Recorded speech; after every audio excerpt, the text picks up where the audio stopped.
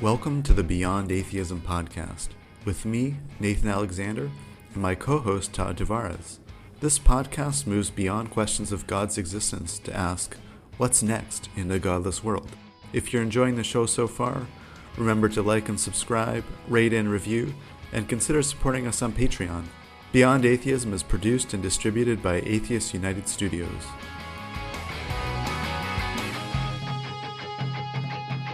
Today, we're joined by Srishti Hukku to discuss her service to the community of the University of Ottawa as a Humanist Chaplain. Srishti is a Kashmiri Canadian and currently the youngest accredited Humanist Chaplain in Canada. Her ties to humanism are deep and strong. She's a lifetime member of Humanist Canada, a Humanist officiant, and a supporter of the American Humanist Association, Humanist UK, Humanist Australia, and Humanists International. She holds a master's in public administration and is completing a joint PhD in population health and medical anthropology. As impressive as all this is, it's barely the tip of the iceberg. Srishti, welcome to Beyond Atheism. Thank you so much, Todd and Nathan, for having me. I'm so thrilled to be here with the two of you tonight. Thank you. Yeah, thanks, Srishti, for coming on. Looking forward to talking with you. So just to get started, tell us, if you could, about your background. Were you raised religious?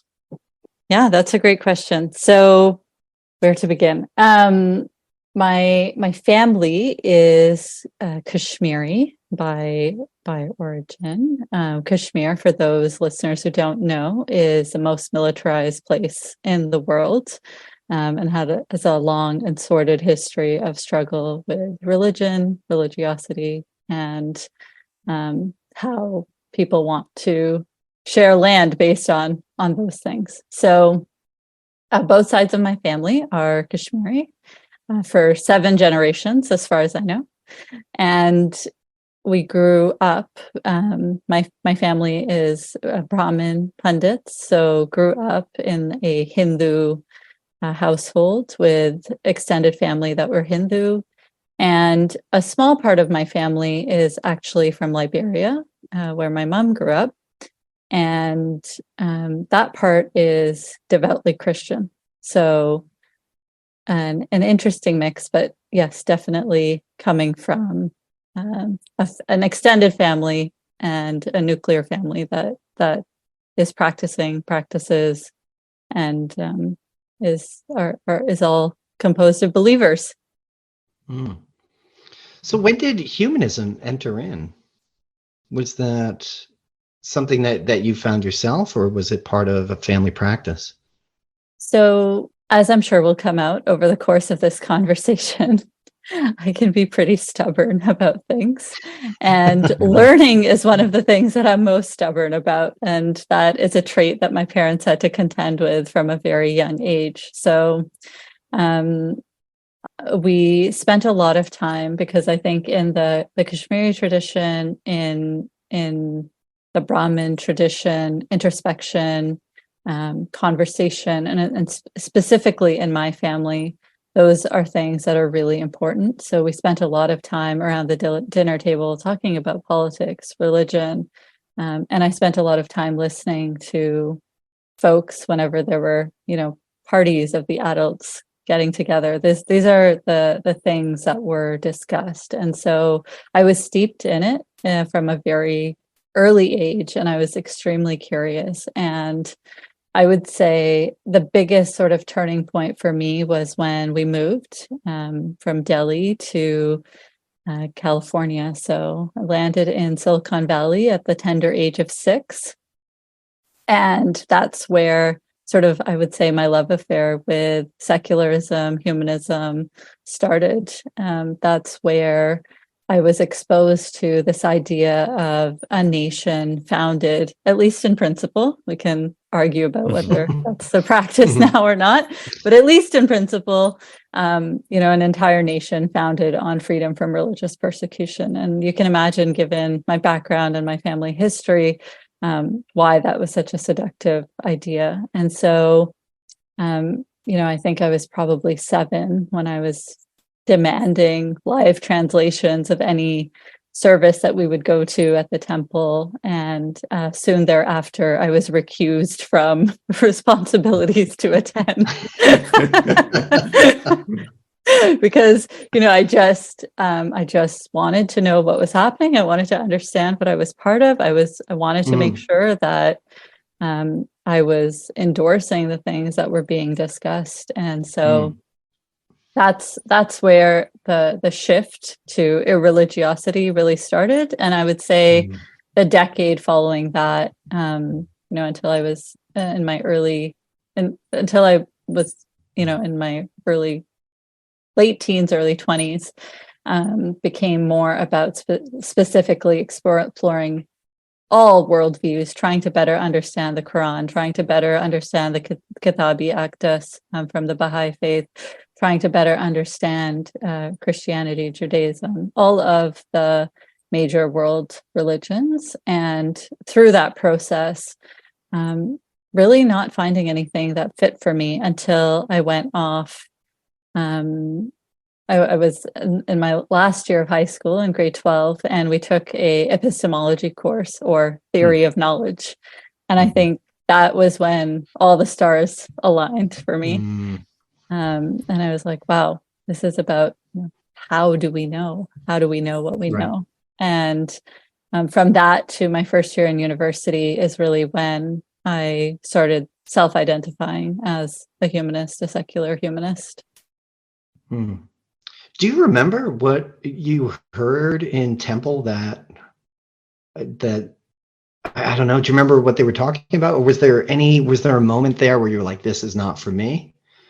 Yeah, that's important. And I think as part of my story, what I failed to mention was, unfortunately, as someone who, although, my heritage is Kashmiri, we don't have access to the Kashmiri language. It's been an unfortunate loss of being, persecuted and removed as a result of religious genocide in that region. And so I don't speak Kashmiri, and my Hindi is quite poor. My French is better, so that's saying lots.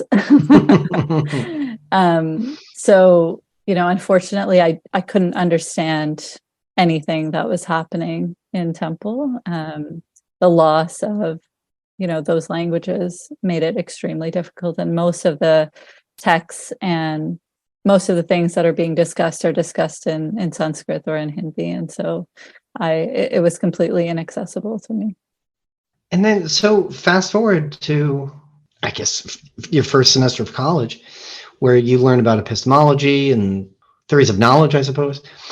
And this sends you down the road to humanism, which you already had a very tacit idea of humanism. It sounds like it's a very broad idea, but now you seem heavily invested in it. It's not something that we talk about in depth in the show very much. We talk about it very generally, but can you tell us more about what's meant by humanism?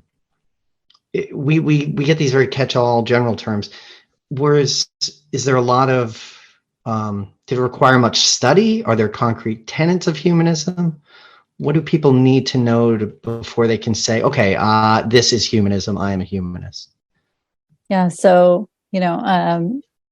part of the beauty of humanism is that it comes in so many different flavors. And that's something that I really appreciate. So I didn't get into the details of this, but what I saw when I was at university during Frosh Week was that there was an Indian Students Association, there was a American Students Association, there was a Hindu and another and I felt like, oh my goodness, this is a decade ago or more.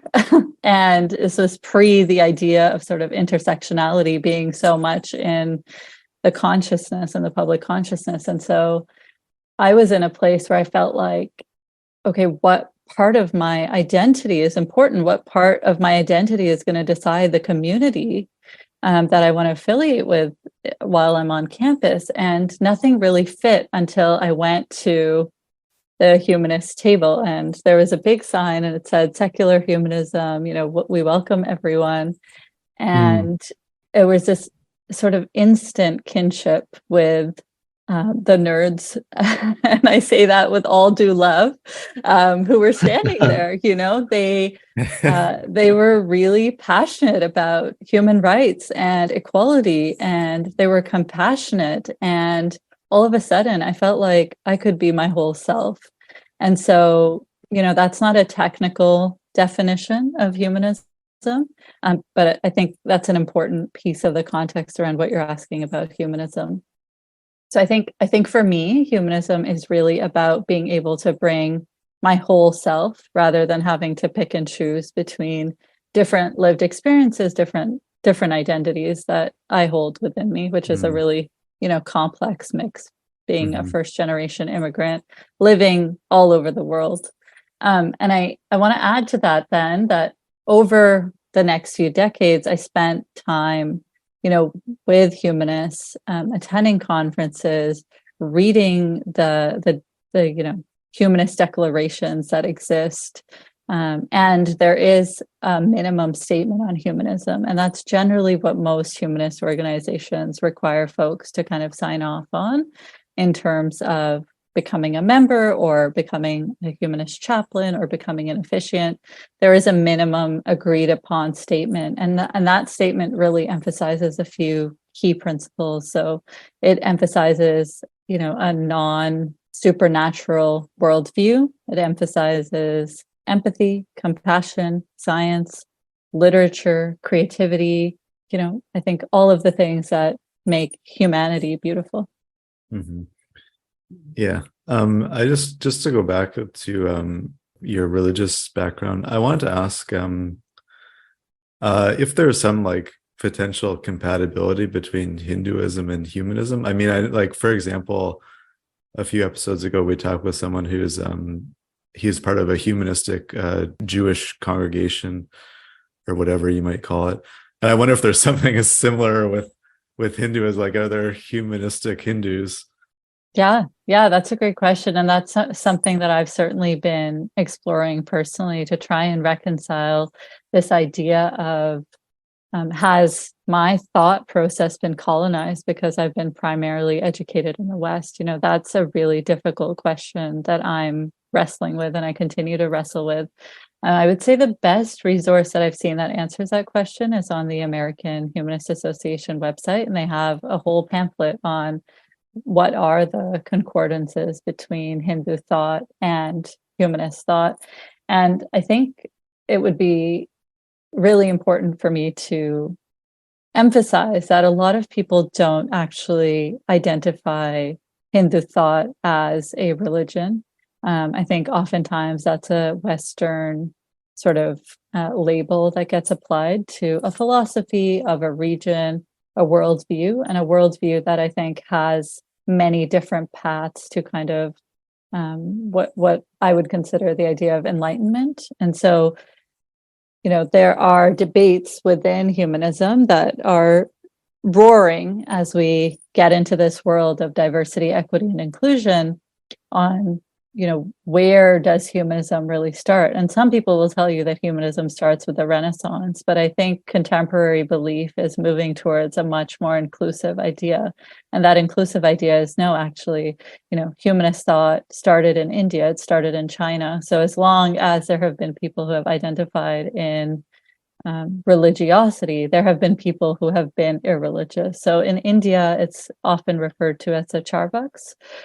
There's not a lot of their original text or writing that is left. So it's bits and pieces here and there. But yeah, I spent a lot of time studying humanism. I've taken courses. I've taken, master's level courses on humanism, both domestically in Canada, but also abroad.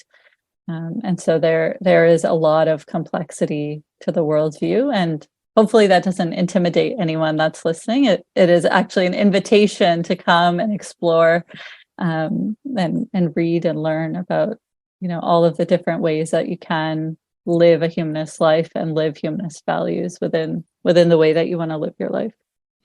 And that, I think we can move there to the idea of the chaplain, which seems to be the way that you've you've taken on humanism actively. Is that fair to say? That's where you most It's live as a definitely, humanist? it's one of the ways, between that and the officiating. I think the two of them together are really an integral component of me being a humanist activist, Right. if you can say that, because I think having the officiating capacity helps with things that religion and religiosity, the ritualized components of life that are really important for folks. So birth, death, and sort of everything in between, whether that's marriage or partnership. So I think those two vehicles are and have been super powerful. Mm. So I kind of know what an officiant does, although I can't say it right, apparently. I know I think I know what they do, but the idea of a chaplain is it's just alien to me. I know I've heard the term, we've talked about them in prisons and in the military. I don't really know what a chaplain does. I don't think many of our listeners do either. Could you illuminate us on this? What is the role of a chaplain, just in general? And what do they do on a college campus? That's when it gets really strange, because it's something I definitely missed at university. Without getting into the humanist part, which we'll save for a little bit later, what is a chaplain supposed to do? So chaplaincy has really historically been the domain of religious folks. And essentially, chaplains are people that journey with you through the trials and tribulations of life. So historically, they have been part of the military. They've been part of educational institutions like Harvard, where they really help to ground people's experiences, lived experiences in, again, historically, in religious texts. So it's really about having someone who can journey with you as you're going through the ups and downs of life. And so how did you get into being a chaplain? Was it something you'd always hoped to do, or you just or did it just kind of happen by accident? Yeah. I don't know how to exactly answer that question. So I wear a lot of hats in life, and Yes. I Mhm. came across an opportunity, and I saw a report that was published by the Department of National Defense, and basically it outlined that a huge proportion of the organization was likely non-religious, and yet there was no non-religious practitioners to serve that population. Mm-hmm. And that in the military? in the Canadian military, yeah. Okay. Mm-hmm. Wow. Mm-hmm. Yeah. So that was your impetus. That was my impetus, yes. Mm-hmm. Wow. Yeah. And so before that, I was always looking, from basically the time that I joined on campus, I was always involved in some or other human rights issue or activity. And looking even further back, that had started in high school with LGBTQ plus issues in Canada when same-sex marriage was being considered. I was, in grade 11 or 12. So those have been things that have been really important to me for a long time. And having that humanist affiliation helped me access different activities, be part of a community that was trying to do good outside of a religious framework. And so ultimately I saw this report and I identified this gap, and I put in an application. Back to that stubborn side of me, I put in an application and I said, well, let's see where this goes. I didn't have anything in the application that really conformed to my worldview. It was all around things like, are there parts of your religion that you don't agree with that would make it difficult for you to become, a chaplain, et cetera, et cetera. So it was very much tailored to religious folks. And so I applied anyways. Right. Wait. Yes. Srishti, Yes. where is this application? Is this like just on the university website? You're No, going through their portal? this is through the Canadian Armed Forces. Oh, this is in the military. That's where it started. That's where it started. And you can do this as someone who is not in the military. This isn't a military That's right. position. So I'm sure that people who I know who are going to listen to this podcast are going to be shocked because I didn't share this with too many folks. But yeah, I applied to become a Reg Force member of the Canadian Armed Forces. So it would have required you to become a member of the military. That's right. Oh, okay. Wow. Yeah. So see. The job application or whatever, it was just for a chaplain in general. That's right. Not particularly humanist or any affiliation. You sort of thought like, that's right, you would go in and put a humanist spin on it or something. That's exactly what I thought. I said, yeah, I have a decade of experience in public policy. I have a master's degree. I have an incredible amount of experience, coaching, mentoring, guiding. How are they going to turn me down? Right? Yeah. How could they? I am. Yeah. I'm female bodied. I'm racialized. Turn me down. Yeah. So. And they did. What happened? Well, they didn't. Todd. They didn't. They welcomed me with open arms. I was selected. Yeah, I was selected. It was a long journey to get there. It took like 3 or 4 years, but yeah, they accepted me. I was one of the top candidates that was selected in the entire country to become what they call a CELUM chaplain. So a chaplain that actually gets subsidized education in order to fulfill all of the requirements of the military. Wow. And I was ready to enroll.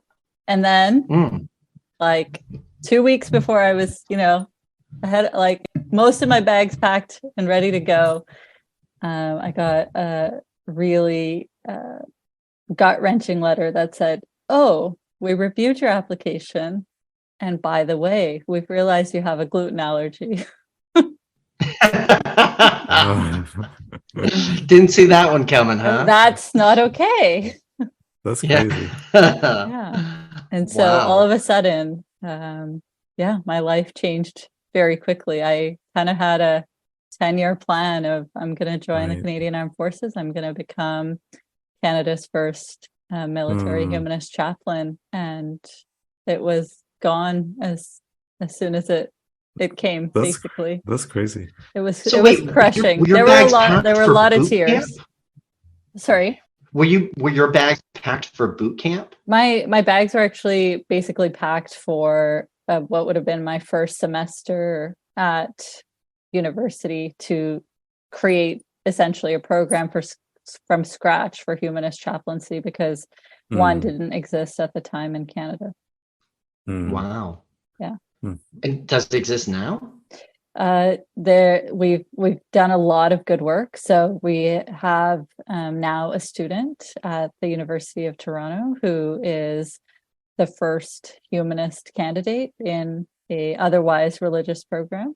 So yeah, we've made some huge headway. We also have the first military humanist chaplain in place. So wow.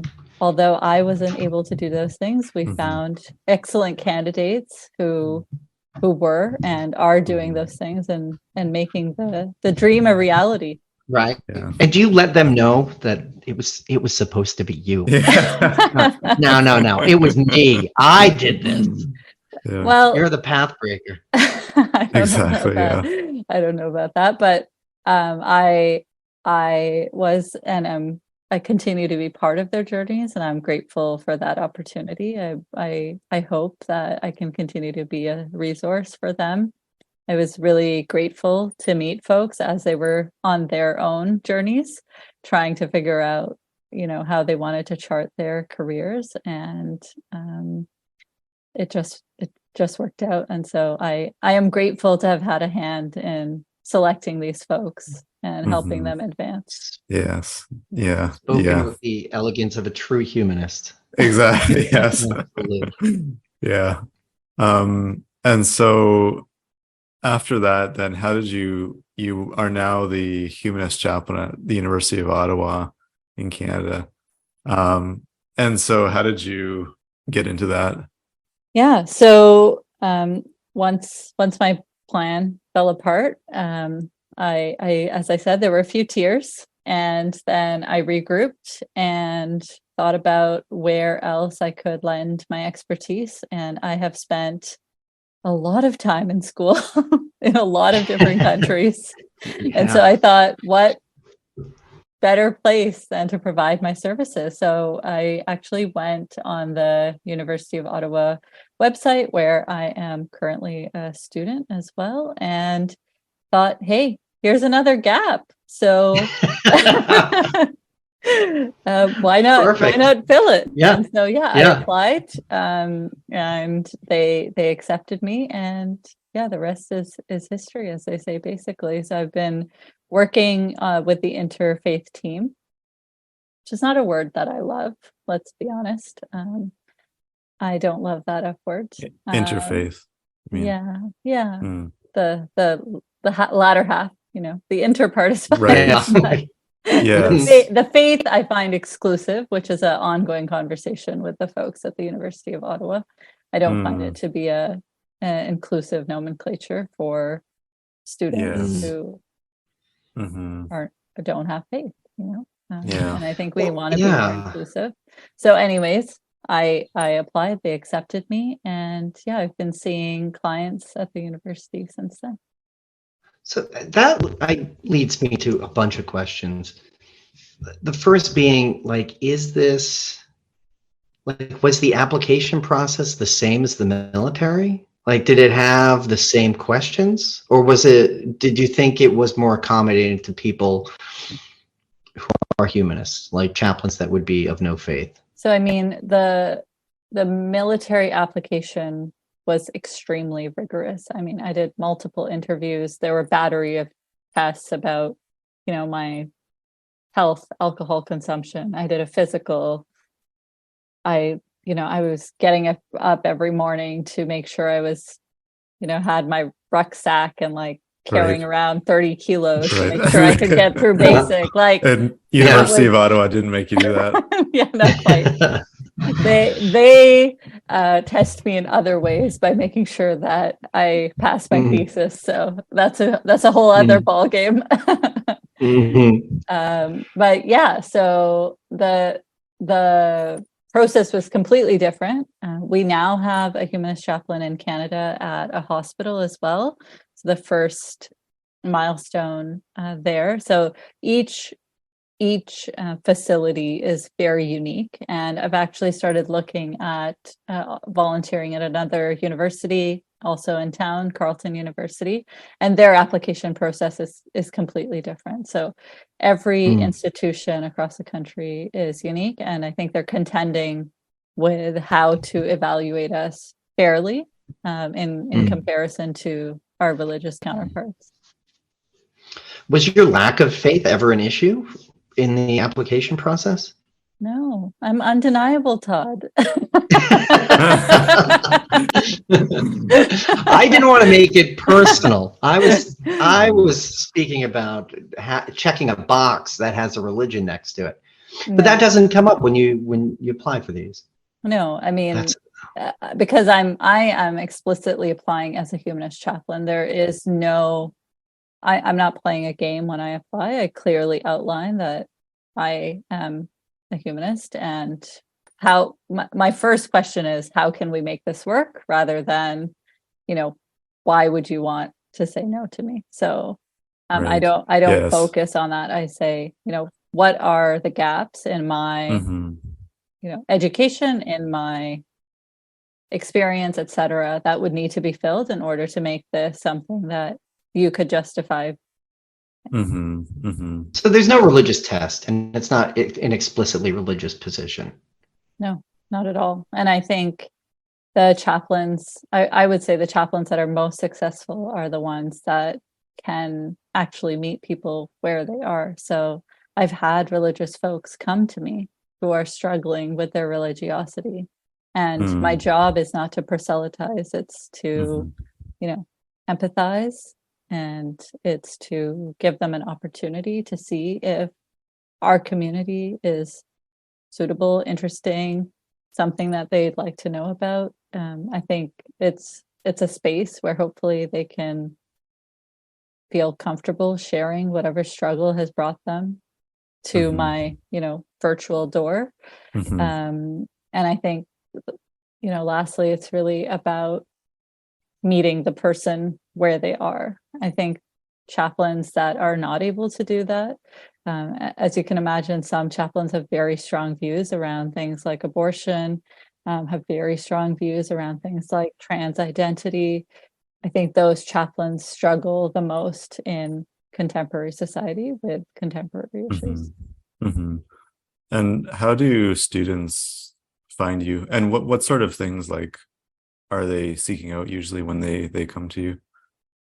Yeah, so I was actually thinking back on this as I was prepping for our chat, and there's been some really fascinating variety in clients. So I've seen clients who are just new to the city, who don't know anybody, who haven't had an easy time making friends, who are lonely, isolated, missing their family, unsure kind of how university life is affecting them, their identity. So there's been a chunk of folks who I would say fall into that. And then I've been really lucky. I don't think other chaplains, humanist chaplains, have necessarily had this experience, but I've had lots of clients who have come to me about sexual and reproductive health issues. And I think given my research and my area of expertise, that's probably something that draws folks to me a bit more. So those struggling with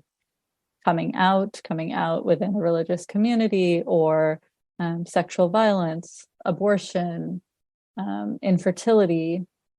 I've seen kind of a whole host of things that university students are struggling with.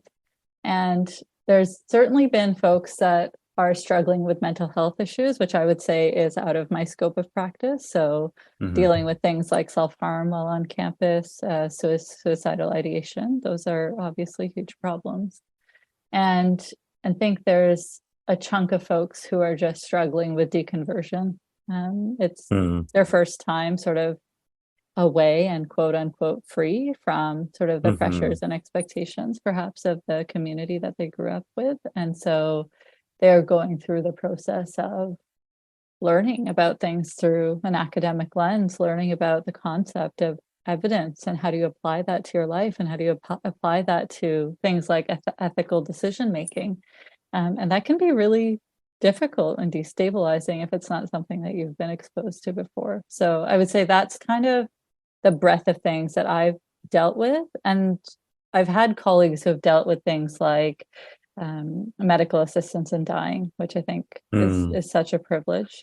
We've had members who have reached out and said, hey, I'm going to go down this path, and you're as close to family as it's going to get for me, because my family is religious or doesn't believe in this approach or whatever. But this is my way to die with dignity. And so we've had colleagues that have facilitated those processes as well. Not the medical portion, obviously, but the being with someone as that's about to happen. Right. So it can get pretty heavy. It's always very private, very personal, but absolutely. as deep as it needs to be. Absolutely. Every conversation is confidential, and you can have very, light, easy conversation. There's somebody who's just like, what's humanism? Like, I've never heard that word before. Can you tell me about it? Like, is there a website? To then, I'm really struggling, and I'm having suicidal thoughts, and I don't know what to do.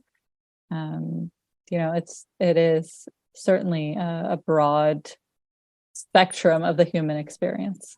Yeah. And so to keep this private, I'm curious now, it's like the space where the interactions actually happen.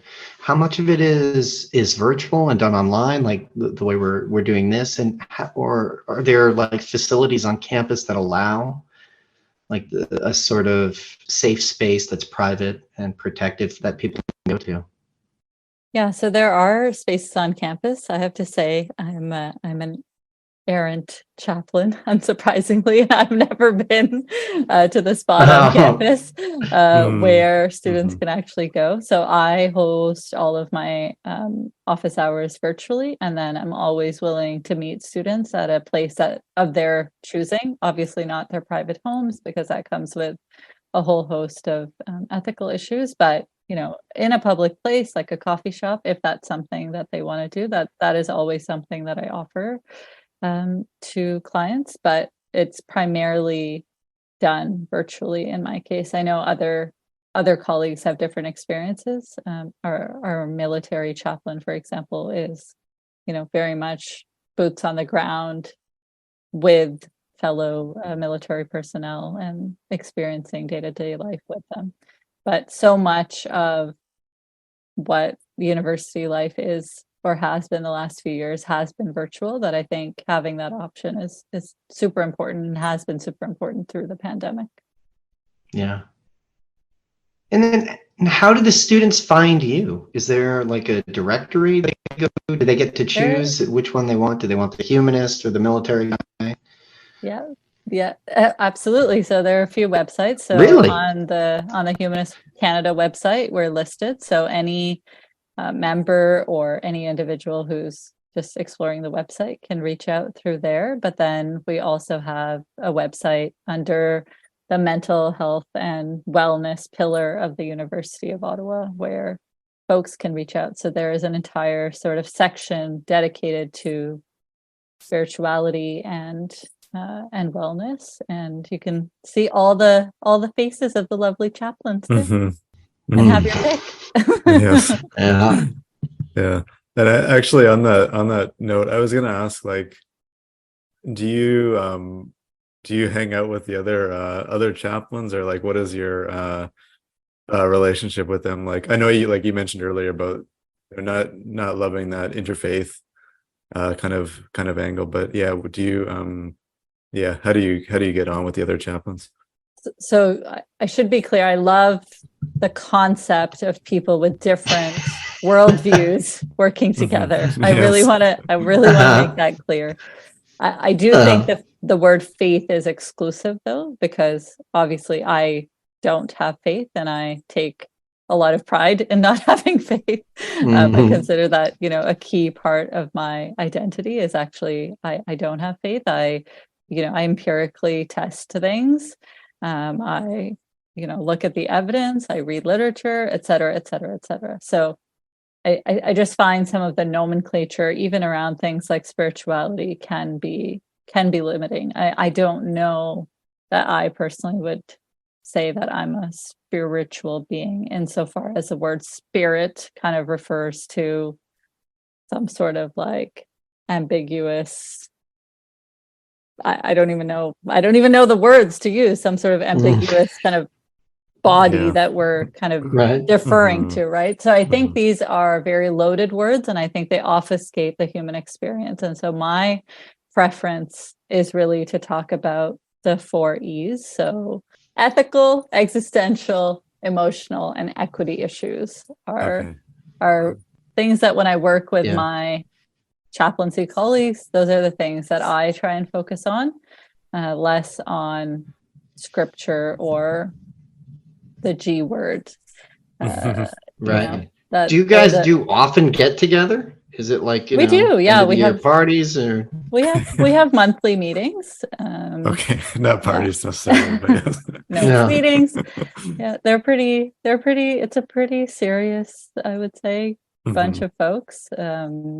So we will often talk about kind of what issues are coming up, how are students doing, are there things at a policy level that's really fun, at a university policy level that we can try and shape and influence. And of course, I always have the slightly different perspective of, well, let's not forget the atheists, let's not Right. forget the agnostics, let's not forget, Yes. the other free thinkers who don't adhere to this. Yes. So I try and insert us, which I think is a That's huge, good. Yeah.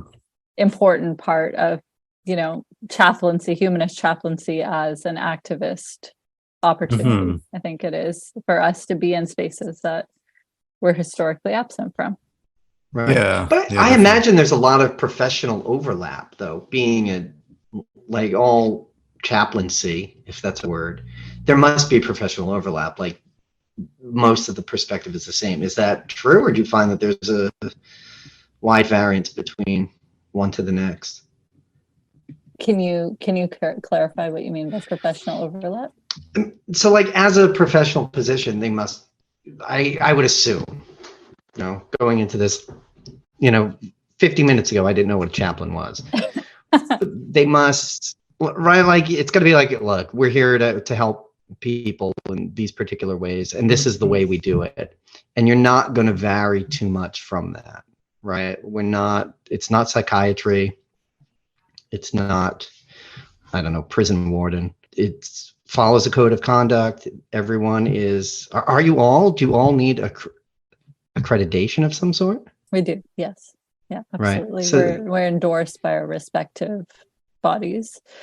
Mm-hmm. So that accreditation comes from either like their church or that's right, an outside organization, not from the state or the university itself. That's correct. Exactly. Okay. That would be a liability issue for the university. So they require that external accreditation. Right. And at Humanist Canada, we have a huge section on, ethical conduct and complaints, grievances. Those are things that I always offer to clients, but fortunately that's never been an issue. But we have a very rigorous process of checks and balances, because you are working as a very autonomous professional dealing with a potentially vulnerable population. And so I think that is super important.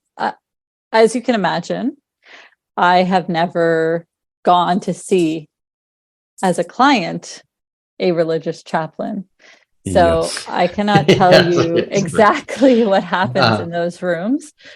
But I suspect that there is a slightly different flavor. And I've heard from clients who have come to me after speaking to a religious chaplain that there is a slightly different approach.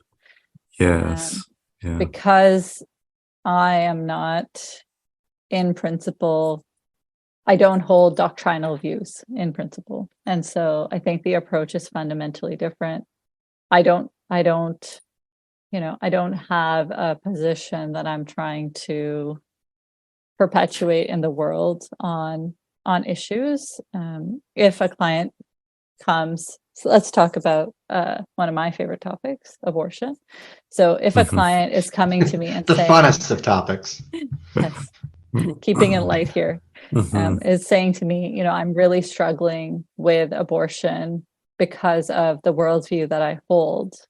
What do you think? I'm not going to tell them, hey, your worldview is problematic, right?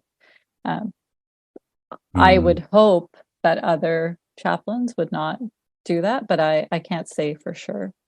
Well, what I can say for sure is that I can provide them with resources that are not crisis pregnancy centers, that are going to be coercive in their approach to dealing with someone who's struggling and trying to reconcile, whether they want to go through with an abortion or not.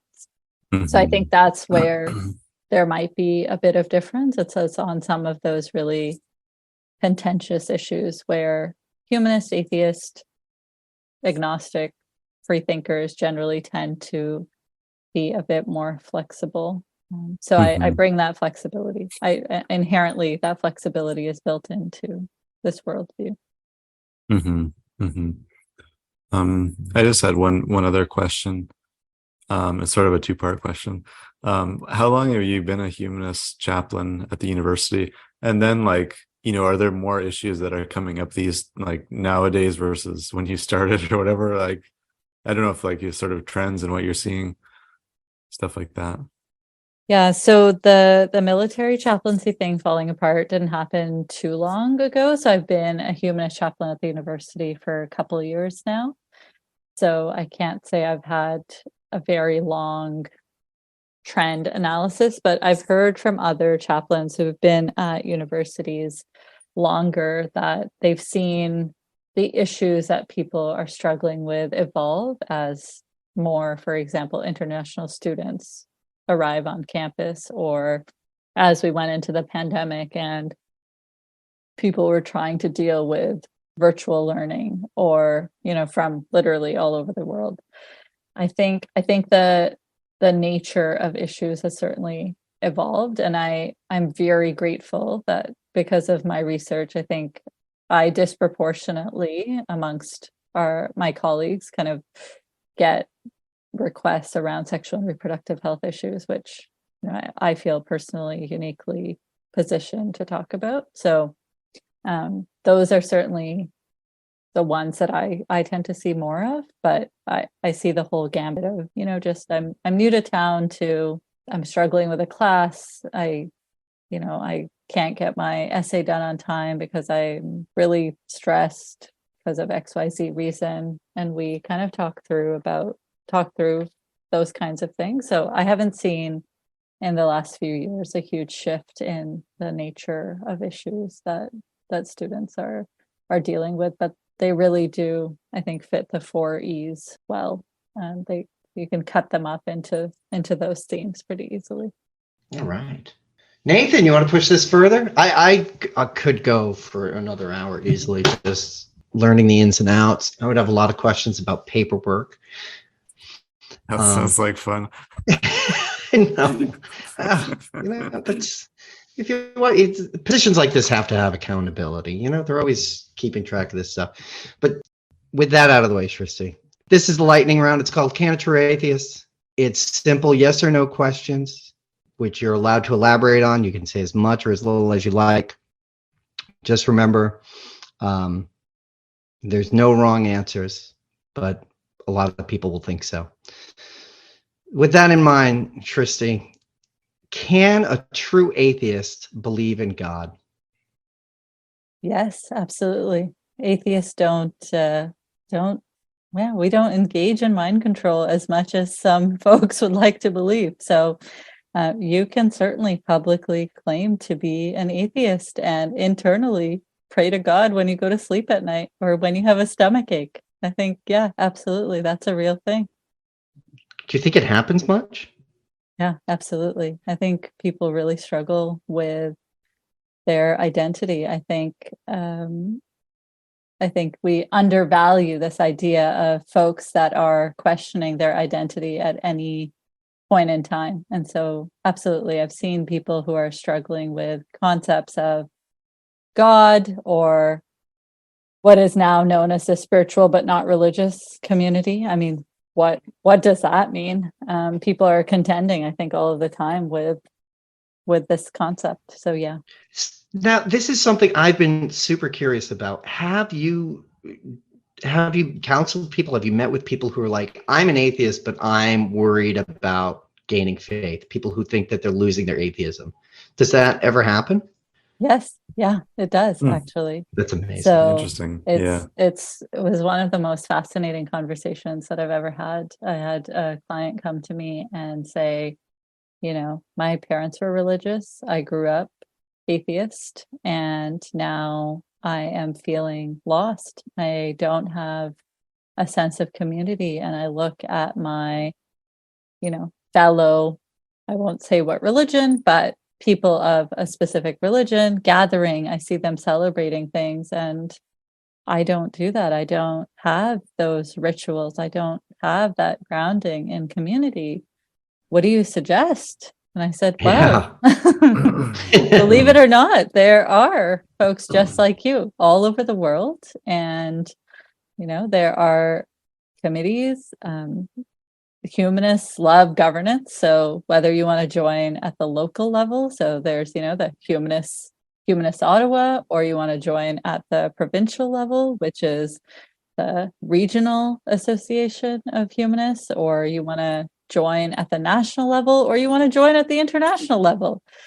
You can make this a part of your identity and a part of your socialization practices as much as or as little as you want. So yes, there are certainly folks that are struggling with that. And I think they struggle with it more and more as they try and figure out how they're going to date or try and find partnerships, or they find that they're falling in love with someone who is religious, and how to reconcile those differences. Can a true atheist pray? Well, it depends on how you define prayer, Nathan. So it's open to interpretation, I guess. It is open to interpretation. Yes. So, atheists or humanists or folks that are secular will often talk about secular invocations. And I always ask the question, well, I understand that religious folks are invocating God, but who or what are you invocating? So yeah, absolutely. I think that there is something to be said for quote unquote atheist prayers. I had a big birthday earlier in the year, and I did a version of an atheist prayer. I could only explain it to my family as an atheist prayer because they did not understand what the need was for a ritual for someone who didn't believe. And I certainly didn't use the G word, but I made some commitments to myself, and I made some commitments to the broader community, which I consider all of humanity, about who I was going to be and who I wanted to be. And I think you could argue that in some ways, depending on how you define prayer, that could be, yes, atheists can pray. I like it. Can a true atheist eat animals?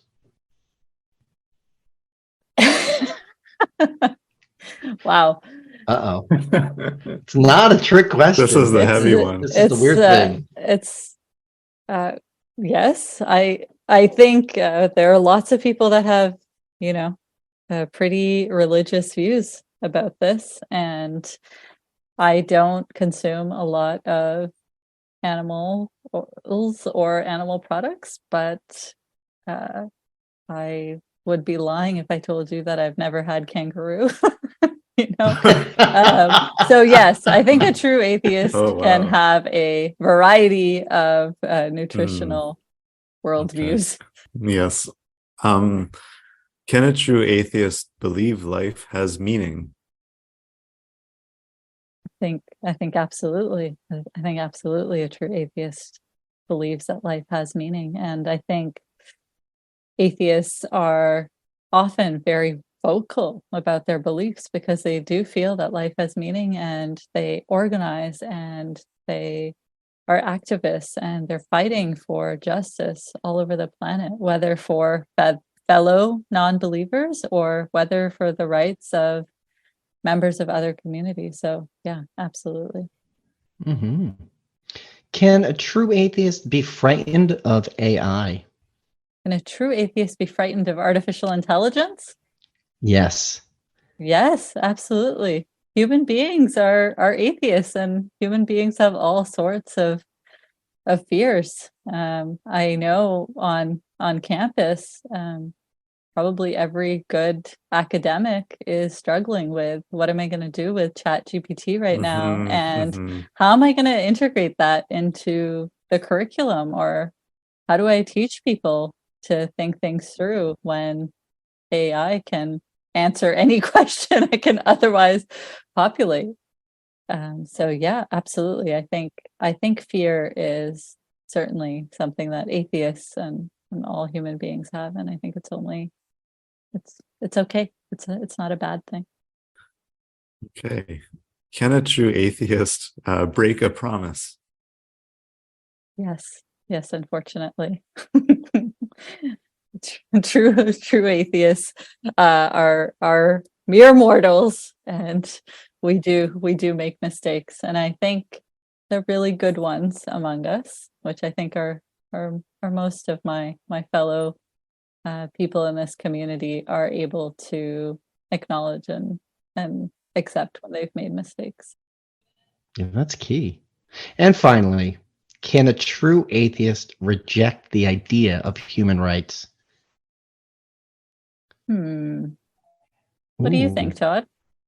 Oh, I think that's the only way you can cheat in this game. People use stalling tactics. We get that a lot. We get a lot of it depends what you mean by blah blah blah. But what do you mean? That's the where we draw the line. So can a true atheist, what was the rest of the question? Human rights? Reject the idea of human rights. Yeah, absolutely. I'm pretty sure I had a conversation with my psychotherapist about what is a right and is there such a thing as a quote unquote inherent human right. So I think coming from a part of the world where I've seen some really difficult situations and seen and lived life as a first generation immigrant, not having sort of access to all of the resources that I might have otherwise had. I think, yeah, absolutely. I think whether or not you believe in human rights, our access to them really depends on, unfortunately, the birth lottery. So, yeah. Yeah, right. Sounds about right. Well, the good news is you passed. So we've got that. Man, this has been fantastic. Yeah. I've learned a lot. Yeah. Srishti, do you have something to anything to plug in the final moments? Yeah, absolutely. So many things. First and foremost, I wanted to thank everyone at Humanist Canada. I wanted to thank the members of the Humanist Canada Chaplaincy Committee, all the leaderships at Humanist Care in the UK, and my fellow humanist chaplains, both domestically and abroad, who I've had the privilege of working with and had the privilege of talking about some really difficult ideas. Thank you so much for your camaraderie. I also really wanted to thank all of my clients. If anyone ends up listening to this, thank you for trusting me. Thank you for trusting me with your story. I take those moments with so much, I handle those moments with so much care and so much gratitude that people trust me enough to come and talk to me about the things that are going on in their lives. And I did want to acknowledge a few different things that I've been working on. So there should be a chapter about the humanist chaplaincy journey in Canada coming out in the next few months. I hope it's with the editor. So we're trying to get that book finalized. And another one of my colleagues, Martin Shoemaker, Dr. Marty, is also working on a book, and I'm hoping to contribute a little bit to that. And I think the only other thing I wanted to mention was to encourage folks that if they have any questions or anything about anything that I've said, reach out to me through my website, shristihukku.ca, or check me out on my officiating pages at 613weds.com. Sounds great. That's a lot of work. Keep up the excellent work, Srishti. Yeah. It's fantastic talking to you today. Yeah. Thank you so much. Thanks, Todd. Thanks, Nathan. Thank you for having me. Okay, that was Srishti Hukku. Really great chatting with Srishti about her work as a humanist chaplain. Todd, what did you kind of take away from that conversation? Where to begin with this? She does a lot. It's such a long road, but you know what it started with, and this is, I think, it speaks to what we've kind of recognized that a lot of atheists do, and where atheists are how we're kind of winning is that someone identifies a need, right? And then just applies to fill that need, right? People recognize what's needed and do it, basically. And to recap what she said about it, she read a report about what the military needed. They needed chaplains to serve people who were not religious, and she applied. And that's 50% of the battle right there. Apparently, it took a long time, and other people came in, but like that's all it takes, right? We address real needs that people have, and it certainly speaks to what she's been doing at the University of Ottawa, and to the students and community there, for the people there. And I mean, to build off that, I don't know if there's anything. Was there anything in particular that you wanted to address, Nathan? Not in particular, but just going off your point. I mean, I think, I think there's definitely a need, and it seems like, having like a single humanist chaplain probably isn't enough, even that, given the numbers of non-religious people, there should really be many humanist chaplains. It shouldn't just be like a very niche position or something like that. I mean, especially going forward as the religious affiliation continues to decline, it'll just become that much more necessary, having people who can speak to people in, as they go through challenging times or whatever, and not coming from a religious perspective. Right. It's important. Or getting out of a religion. And one of the things that we notice, especially if you listen to the extra material, if you're a patron, if you join us and support the link below, you get access to additional conversations. And in that, one of the things that she makes it really seem like a lot of it is undoing religious harm. That's one of the things that atheists need to be thinking about, humanists need to be thinking about. And that this is kind of one of the things that made me think is it's a bit of an insurgent position, right? Like, I don't really know much about a chaplain, but it sounds a lot like it's either religion colonizing a certain area, or state apparatus using religion to do something it doesn't want to have to do itself, right? In the military, certainly. I'm sure both of those are at work. But this is a case where, if religion is going to carve this space out, we can just take it back. If we're going to replace religion in a broad social context, you have to do it in these specific social contexts. And this is certainly one. And I mean, what she's talking about is like, this is a secular position. It ought to be done based on principles of humanism, right? That we live in this world. It's not supernatural. We need to take care of each other. And we're not going to be burdened by supernatural guilt. We're not going to be burdened by these, a sky tyrant. So, this is just another way of seeing like it's not just that atheism is taking over. It's not just that secularism is growing socially. It's that it is taking over institutions. It's finding ways in. And I think that's super important. That to me is a huge takeaway, especially since one of the things Srishti shows is that it's not impossible to do, right? Like, she's qualified for it. This is what she is qualified for. Not everyone is qualified for this. When you find the thing that you are qualified for, realize that you can do it. And that's a very, very important lesson for us for what comes beyond atheism, right? Mm-hmm. Yeah, I thought that was an interesting thing about her story, is that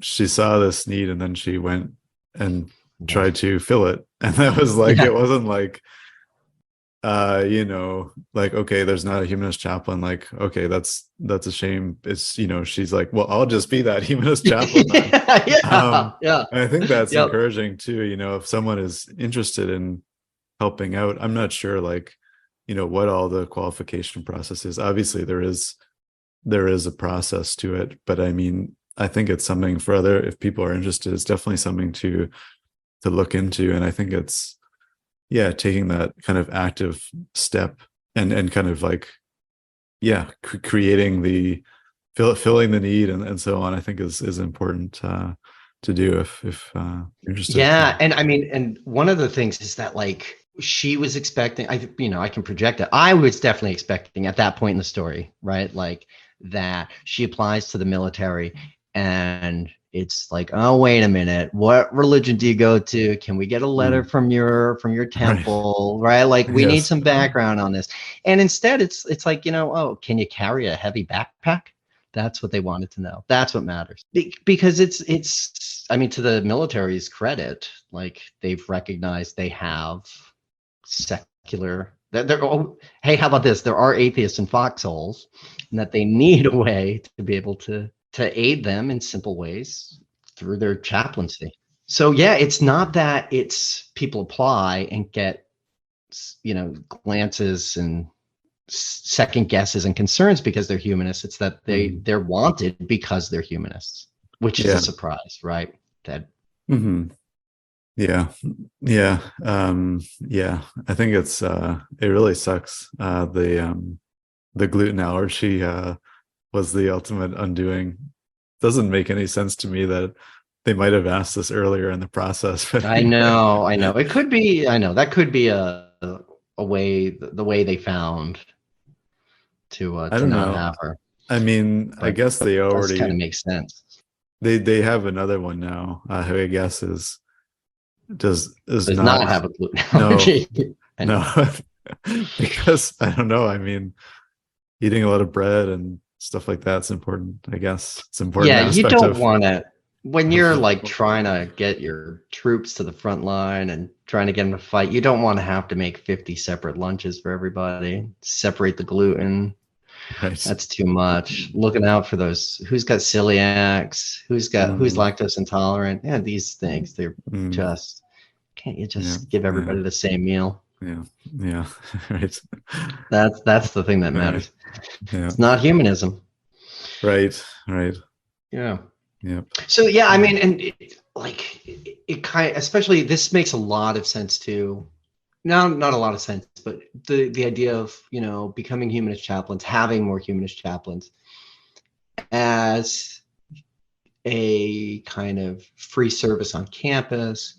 It also makes sense looking at things like Russia right now, where we know they are mobilizing support through the churches, right? Like, Putin has his bishop, right? And like, you have to have someone, a religious leader, sort of sacralize or sanctify the military endeavor and use this whole angle.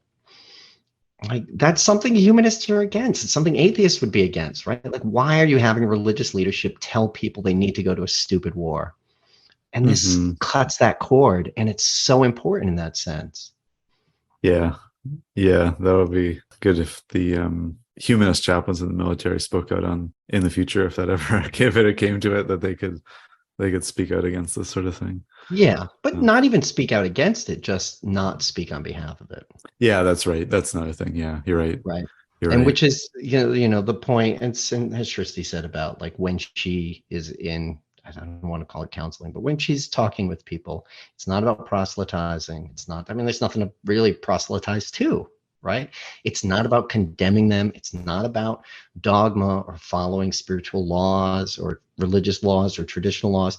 It's just about getting someone to a better place. And, religion can do that, but they also have that baggage.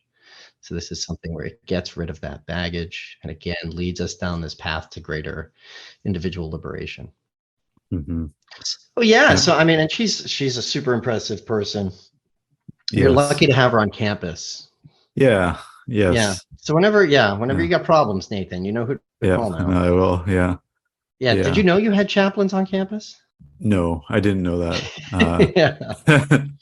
There are many things. That I mean, it was. Yeah, I didn't realize there were chaplains or humanist chaplains. But yeah. Right. I know. Double surprise. Yeah. Fantastic. Yep. All right. So we'll include links below for more about Srishti, more about how to become a humanist chaplain. Yeah. And make sure to check those out. Definitely. Good stuff. So, we just wanted to thank the audience for listening. Thank you to the Patreon supporters for your support. Yes. Big ups. Thank you, guys. And that's about Nathan, I am continuing my quest to stay off social media. I managed to do it again in the past couple of weeks. How about you? You got anything going on that you need to plug? No, I'm still on Twitter, sort of. The only thing I post on Twitter is notices about our new episodes, but yeah, you can find me there.